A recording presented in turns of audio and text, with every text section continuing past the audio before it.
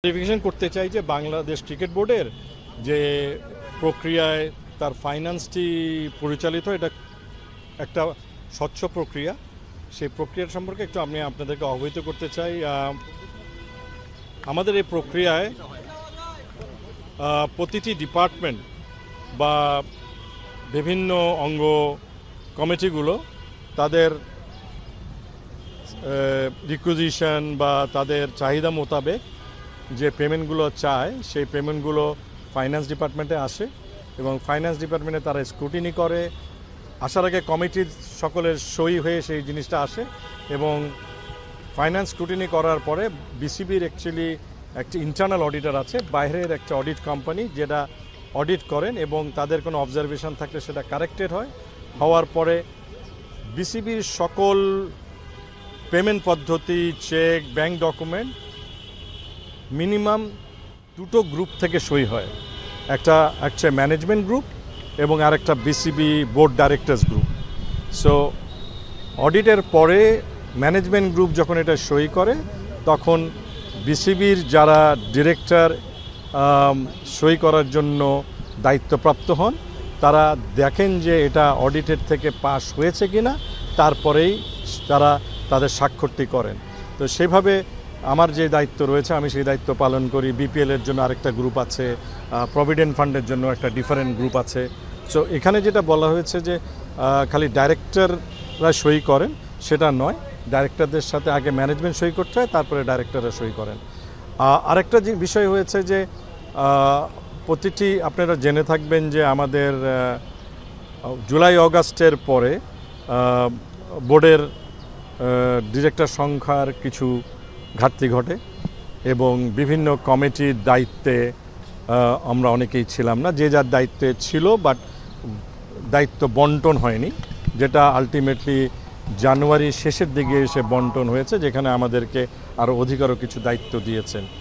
যেখান পর্যন্ত আমাদের বন্টন হয়নি সেখান পর্যন্ত আমাদের মাননীয় প্রেসিডেন্ট সেই কমিটিগুলোর দায়িত্বে প্রাপ্ত ছিলেন। শেষ করি আমি। সো 25শে ধরুন আমার টেন্ডার পারচেজে আমি এসেছি জানুয়ারির শেষের দিকে, তার আগে জানুয়ারির 25 তারিখের বোর্ড মিটিংয়ে এই সিদ্ধান্ত হয়েছে। তার আগে এটা যেই কমিটি ছিল না সব অবশ্যই সেটা আমাদের মাননীয় প্রেসিডেন্টের কাছেই বর্তায় বাই কনস্টিটিউশন। সো এই যে সিদ্ধান্তগুলো এসছে এবং কিছু কিছু বোর্ড মিটিংয়ে কিছু পোস্ট ফ্যাক্টর অ্যাপ্রুভাল হয়েছে, অ্যাকাউন্ট খোলার পরে হয়তো অ্যাপ্রুভাল হয়েছে এবং আমরা যে ডলারগুলো ভাঙাই সেটা বোর্ডের সিদ্ধান্ত হয়েছে যে আমরা ডলার ভাঙিয়ে সেই পরিমাণ সমপরিমাণ টাকা এফডিআর করব, কিন্তু কোন ব্যাংকে বা কোথায় করব সেই সিদ্ধান্তটা যে গুরুদায়িত্ব থাকবেন সেখান থেকে এসছে। এখন একটা প্রশ্ন করি, আপনি যেটা বললেন যে বাই প্রসেস অনেক আমাদের পরিচালিত হয় যে কমিটির দায়িত্বে থাকেন এবং যে সেই সময় যেই কমিটির দায়িত্বে যিনি ছিলেন সেই সিদ্ধান্তগুলো সেখান থেকে এসছে। সিদ্ধান্ত তো তাহলে 25 তারিখের আগে যদি সেটা আমি বলেছি, আমি সেকেন্ডবার এটা বলবো না, আমি আমারটা ক্লিয়ার করে বলেছি, আপনাদের বুঝে নেওয়ার দরকার।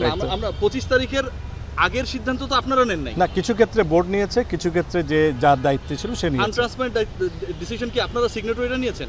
না, আমরা সিগনেটরির দায়িত্ব নেই আপনারা এটা করেন না, আমরা দায়িত্ব নেই না, কারণ আমাদের কাছে যখন কাগজটা আসে সেটা সব ধাপ পার হয়েই আসে, সেই ধাপ পার হয়ে আসলে আমরা সই করি। ট্রান্সপারেন্ট সিদ্ধান্ত কে নিল তাহলে? আমি ওই প্রশ্নে যাব না। সিগনেচার দেখে মাহবুব ভাই ইট সিমস লাইক যে আপনারা নিয়েছেন, আমি যেতে হবে। আমি যেটা বলেছি সেটা আমি ক্লিয়ার করেছি। না, সেকেন্ড কোনো কোশ্চেন নেই, কারণ আমি বলেছি যে আমরা সই করার আগে সিদ্ধান্ত নেই না, সিদ্ধান্ত নেওয়া হয়ে আসলেই আমরা সই করি, সেই সিদ্ধান্ত আমাদের ছিল না। ধন্যবাদ। এটা আমি আরেকটু জিনিস ক্লিয়ার করে নেই।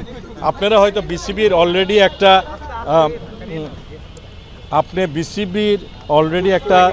একটু না, বিসিবির একটা পুরা শিডিউল পেয়েছেন, কোথায় কোথায় বিসিবির টাকা গচ্ছিত আছে এবং সেই গচ্ছিত টাকার এগেনস্টে বিসিবি আয় হয়। সেই আয়টা, যে অঙ্কের আয়টা প্রেস রিলিজে দিয়েছে সেই অঙ্কের আয়টা সঠিক। তাহলে যদি এটা হয় 238 কোটি টাকা 13 ব্যাংকে, 2 ব্যাংকে কেন 118 কোটি, বাকি 11 ব্যাংকে মাত্র 120 কেন? এটা এই 2 ব্যাংক কি আছে এর মধ্যে? যেই ব্যাংক আমাদেরকে বেশি অঙ্কের রিটার্ন দিয়েছে সেই ব্যাংকে টাকাগুলো সিকিউরিটি গচ্ছিত হয়। রিটার্ন গুরুত্বপূর্ণ মাহবুব ভাই, আপনি তো অনেক বড় বিজনেসম্যান। সেটা আমার নিজের কোম্পানির ডিসিশন, আমি নেই, এখানে ডিসিশনটা আমার নয়। এই কোম্পানির না,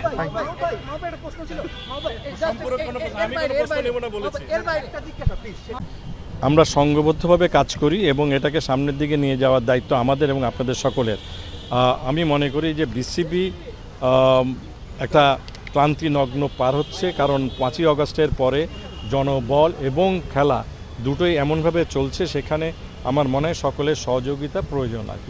একটা লাইন এখানে লিখেছে যে কিছু তথ্য বাইরে যাচ্ছে, বোর্ডের মধ্যে কিছু কর্মকর্তা আছে, অন্য পরিচালকদের ছোট করা হয় কিনা, অথবা যারা বোর্ডে এটা সঠিক না, আমি তো একটু আগে বললাম যে আমরা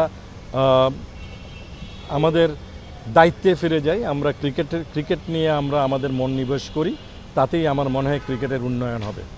ওকে, থ্যাংক ইউ।